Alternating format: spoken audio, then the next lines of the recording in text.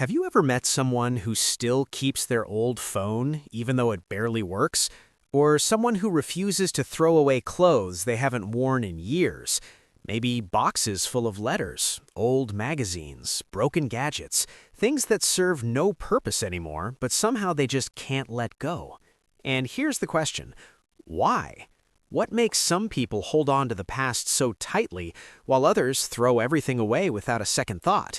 Stick with me until the end, because what you'll discover might explain why you or someone you know just can't seem to move on from old things. For some people, the answer is simple, but deeply emotional. They don't keep old things because they're useful, they keep them because they're proof.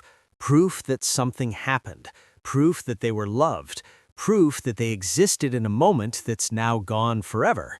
Psychologists call this object permanence attachment, when your brain connects a physical item to a memory so strongly that losing the object feels like losing the memory itself.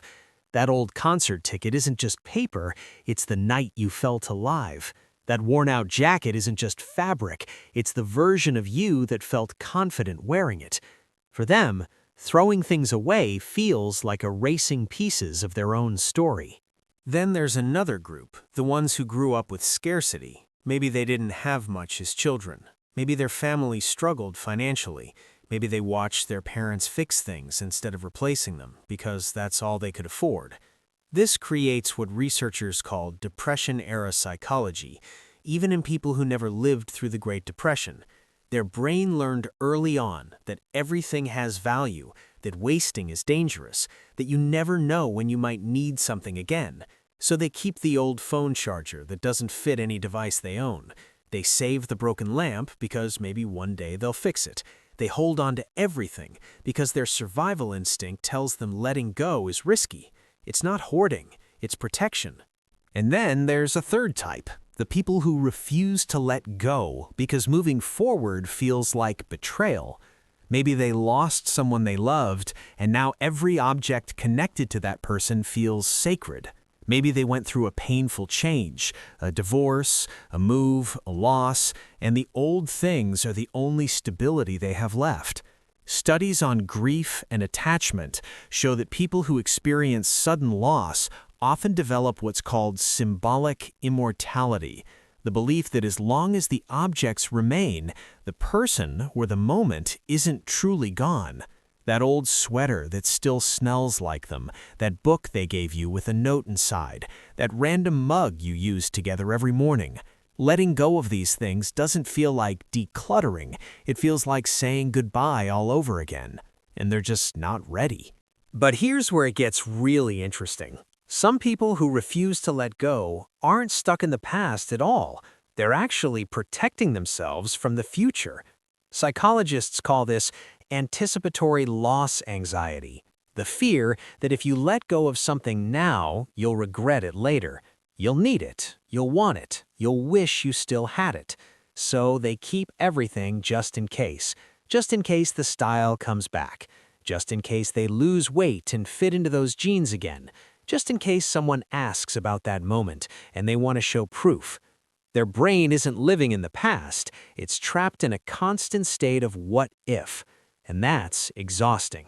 Now here's the part most people don't talk about. Letting go isn't always about the object. It's about identity. Think about it. When you throw away your old university notes, you're not just clearing space. You're admitting that chapter is over. When you donate the clothes from 10 years ago, you're accepting that you're not that person anymore. When you delete old photos or messages, you're choosing to stop living in a version of yourself that no longer exists. And for some people, that's terrifying, because if they're not who they were, then who are they now? Holding on to old things becomes a way to hold on to a sense of self, a way to say, I was here, I mattered, I had a life before this one. But here's the truth that changes everything. You are not your things. Your worth isn't measured by what you keep. Your memories don't disappear when you let go of the object. The love you felt doesn't vanish when you donate the sweater. The experiences that shaped you don't get erased when you clear out the boxes. Letting go isn't about forgetting, it's about making space. Space for new memories, new versions of yourself, new things that actually serve your life now instead of weighing it down. So whether you're someone who keeps everything or someone who throws it all away without thinking twice, both reveal something about you. For some, it's about memory. For others, it's about fear. And for many, it's about learning that the past doesn't need to be physically present to still matter. The real question is, which one are you? Are you holding on to things because they bring you peace, or because letting go feels like losing yourself? If this made you think differently about the things you keep, hit subscribe. We go deeper every day into the psychology that actually explains you. Don't forget to like the video. It helps more people find content like this.